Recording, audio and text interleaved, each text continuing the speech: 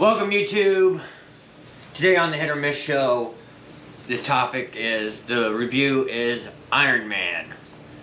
Dun dun dun. Dun dun dun. We have him on our prop right there, and that one is from Infinity Wars. Or Endgame. He has the same suit in both of them. And as always, we have everything we need for this video. We have our beverages. We have our Florida State flag, and as always, we have my best bud right here, the big dog. Oh yeah. Get it smaller too. Yeah. So, like, the movie, it was great. Look, a thrill a minute blockbuster. That's true. That's true. Yeah. Yeah, Movie, it wasn't like the Power Rangers. Spectacular, true. The cover art's alright. Well, the Power Rangers movie just lies to you right from the beginning as, you know, the Power Rangers. Right. So, you know, it's a great movie. It starts off our main character, Tony Stark. He's a playboy. Playboy, billionaire, philanthropist. Right. And he makes weapons, and he goes to sell the weapons over in the desert in somewhere. The Middle East somewhere. Yeah. And this group of terrorists attack him is called the Ten Rings. Now, I think that's a callback from the comic books from the Mandarin. Not the one from the movie, the comic book. The good Mandarin. Right. And he had 10 rings, and they did a whole bunch of different stuff. And the Mandarin also had, like, brainwashing capabilities and stuff like that. Right. Telekinesis, something like that. So Tony Stark sells the Jericho missile overseas, and it's this big-ass missile that goes in the air, turns into a bunch of little missiles, and makes a mountain into a bunch of pebbles. Yeah, basically turns a mountain into a molehill. Right. And so he's on his way back, and his buddy James Rhodey, right? Well, James Rhodes was in another convoy going in. Right. They left earlier because he was there. Right. Oh, this is the Fun V. Yeah, the Fun V, yeah. Not the Humvee. Yeah, you can drive the Humdrum V, and I'll go in the Fun V. Right. And so, like, that convoy gets attacked. He gets shards of metal. And then a bomb goes off, and he gets shards of metal. The doctor in his chest. And later on, the doctor takes out as many as he can, but couldn't get out the last 3 pieces. So they had to put a battery. Right. And the terrorist takes him. They want him to build this Jericho missile.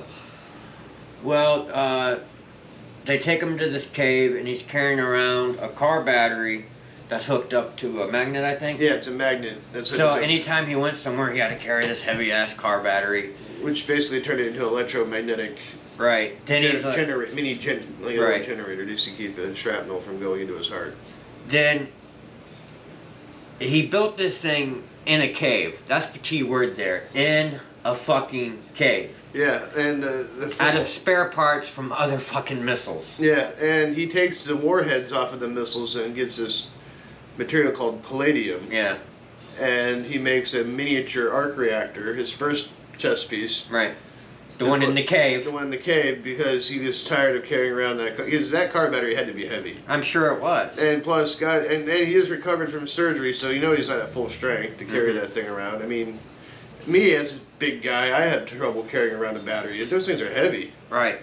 So he builds this mini arc reactor, and he's like, it can power my heart for like 200 years, or it can run something really big for like 20 minutes. Yeah. So of course he goes with building something big. But he does it in a sneaky way that the terrorists, they have cameras on them and whatnot. They think they're building... That they're actually building this missile. But what, in actuality, him and the guy that's in there, which is the doctor, which took out most of the shrapnel. Yeah.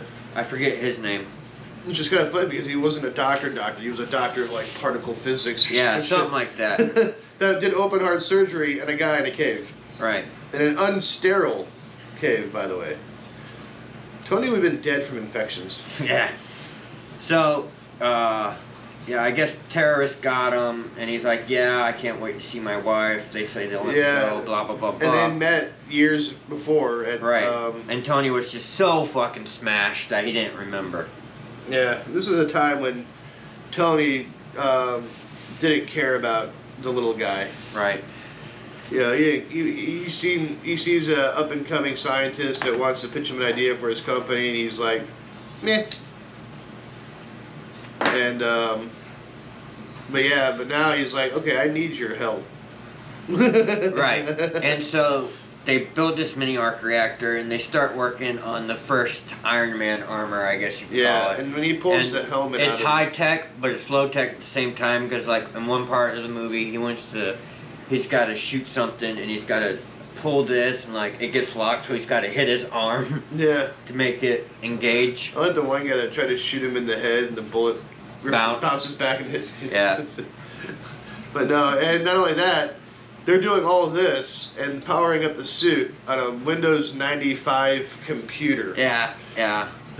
And like it's like the thing looks like a beefed up version of CP3O. Yeah, I mean this thing is just clunky, and it's limited on its movements. Because we got a throwback to the comic book, the original comic book Iron Man, where he had the bucket head and the big. Matter of fact, that was one of his nicknames. Squared, Buckethead. yeah, squared. It just look up the original Iron Man comic, and you'll see. Actually, what I'm I take talking that about. back. It was Shellhead. Yeah. Anywho, so yeah, he rigs the door up with explosives, right. in case they were going to come in, and so they're powering up the suit. The guys like the first round of guys that try to go in there to stop him get blown up. And they're like, we need more time. There's not enough time. And he grabs the machine gun. He grabs the machine gun. He's like, I'll buy you more time. And starts shooting them and running in different directions. Which was kind of a pointless scene, because if he would have waited just 2 more minutes, the Iron Man suit would have been powered up. Yeah. Because by the time he got out there, the people were just coming into the entrance of the cave. Right. And Tony was just stuck there. He couldn't move because it wasn't yeah, all he could hear is this gunfire, thinking that was just him, which he did. He ran down and wasted all his bullets. And then he gets to the end of the end of his bullets, and he's looking, and the look on his face when he sees all the bad guys there, he was like, shit. Like, holy shit, we fucked up. right, and the lead terrorist of the bad guy, he like shoots a fire rocket at him, and like a bunch of stuff explodes, and he like burns half his face. Yeah. But through the excitement of this first Iron Man armor, he gets outside, he activates the jet boots. Well, first he does a flamethrower. Right, but then he flamethrower, then he activates his jet's boots, and that just. Yeah, and it takes them just out of their reach. Yeah, and the flamethrower was cool because it destroyed all the weapons there that Tony Stark had. But unfortunately, they didn't do a good cleanup job afterwards, and that will come to play later in the movie. Yeah, but he lands. I like how he crash lands there, and like all the suits, you can see like all around him, like the suit pieces. Yeah, just flying and off. He's like, well, that could have been worse. Right. And he's stuck out in the desert for a while, and they finally find him, and he gets back home, and he's like, there's one thing I want. I've been trapped in a cave for, I don't remember how long. Pepper's like, well, first you have to do a conference that you're back from the dead. Right. And Tony's like, no, the first thing I'm going to do is I want to go and get me a Whopper I want to get me a burger. Right. A good old American cheeseburger. Right. And, of course, Burger King. So I would, Obadiah Stane turns out to be the bad guy. And Pepper tries calling Tony at the house, and then Obadiah happens to be there with this cool device that paralyzes people. Right. And he's like, shame this never made it past production. Yeah, and it's not the first time he used it. He used it before to get the blueprints. Right. From their original suit from the desert. Right, and Obadiah went to, the 10 Rings went through the desert and shipped through it and found all the parts, and they were like remaking it. And they drew up the blueprints for it. And then Obadiah Stane ended up taking it. And killing everybody there. Right, yeah. But it's kind of a twist that a guy named Obadiah Stane is the bad guy. Right. And so, like... Who would have thunk that? Now, that was the only part of the movie that was kind of weird. Yeah. That you could tell right away that he was up to no good. Right. So, we go from that, and we get to, where he's at Tony's house. He takes the chess piece He out. takes the chess piece out. And then he because- puts it in a briefcase. Yeah, that was right before the scene where he's like, He's Tony Stark built, because he has one that's bigger in his, it powers his business. Yeah. And he's like, Tony Stark built this in a cave. Yeah. Well, the funny thing is, the arc reactor was built, as according to Obadiah, in the 70s as a way to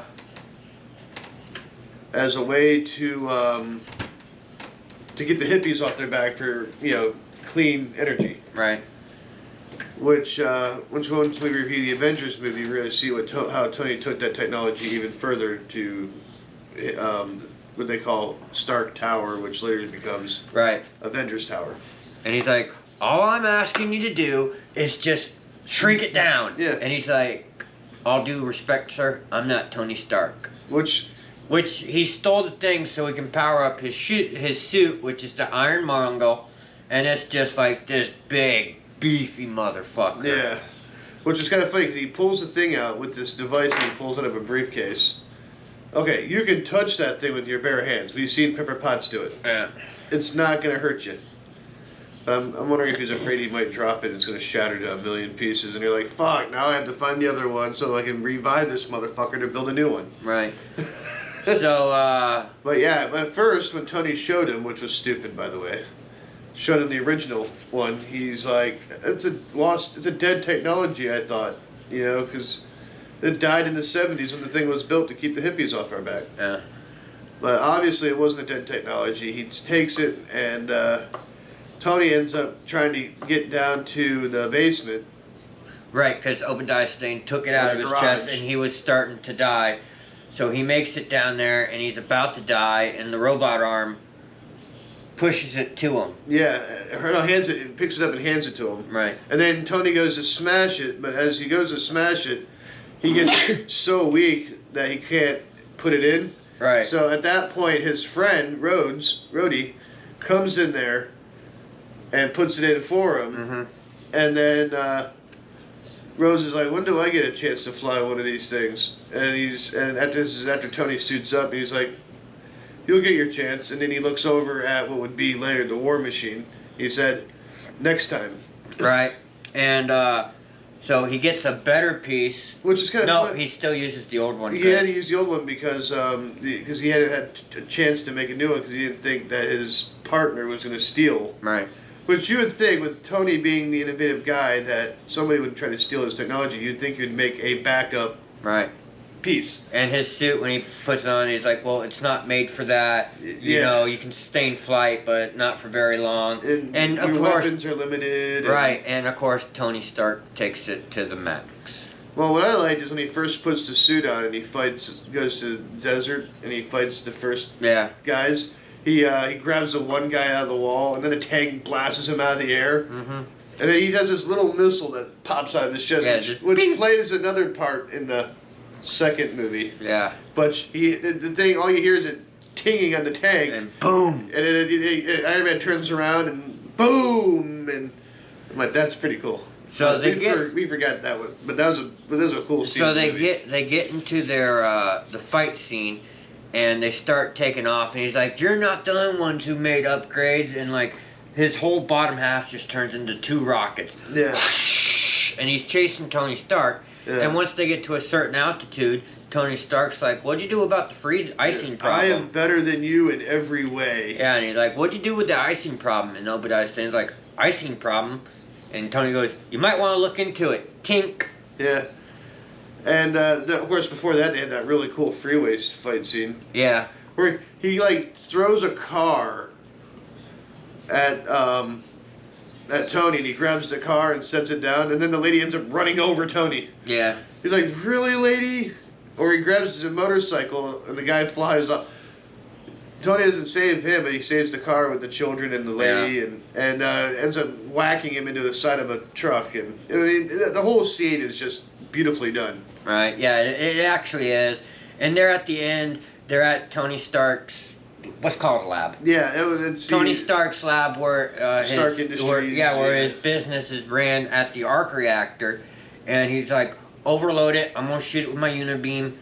No, it doesn't shoot. No, he turns the arc reactor into a unibeam. Yeah, basically, he overloads it. But And she's like, I can't do this. You're gonna die. You're gonna die. And he's basically like, bitch, I told you to push that button. Yeah. He said it in nicer He's ways. like, I'll get out of the way before you even push the button. Which got to the point where Obadiah, he takes out the targeting system on his suit. Yeah, this looks important. Yeah. And but I like the farmer, he takes the glove off and Obadiah gets up behind him. He goes, Yeah. and then it turns out to be his regular hand. And he's like, not good. Yeah, not good. And then he uses he has a thing on his glove that opens up and it's got all the tools and stuff so he can repair his suit on the field. Yeah. And he uses that as a shield, which causes the glass to break around him, which causes him to be in the way of the arc reactor, which then Pepper pushes the button. Right. It explodes. Obadiah dies. Yeah. Tony Stark becomes the superhero. Which the funny thing is they lead it off as Tony dying. Yeah. Because you can see the chest piece kind of fading. Right. And obviously he comes back for the second one. It was like the explosion kind of gave that thing just a little bit of a charge just to sustain him. Or Jarvis shut down, or Jarvis could have shut down the suit at the last second just to have that last remaining percentage. Which, yeah.